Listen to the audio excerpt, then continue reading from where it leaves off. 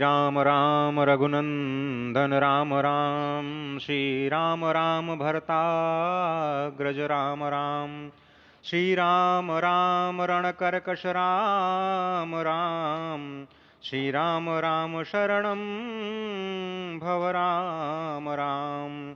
श्रीरामचंद्र चरणौ मनसा स्मरामि, श्रीरामचंद्र चरणौ वचसा गृह्णामि, श्रीरामचंद्र चरणौ शिरसा नमामि, श्रीरामचंद्र चरणौ शरणं प्रपद्ये। माता रामो मत्पिता रामचंद्रः, स्वामी रामो मत्सखा रामचंद्रः, सर्वस्वं मे रामचंद्रो दयालुर्नान्यं जाने नैव जाने न जाने। लोकाभिरामं रणरङ्गधीरं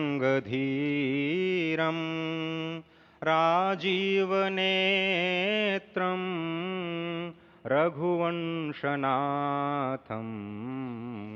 कारुण्यरूपं करुणाकरं तं श्रीरामचन्द्रं शरणं प्रपद्ये।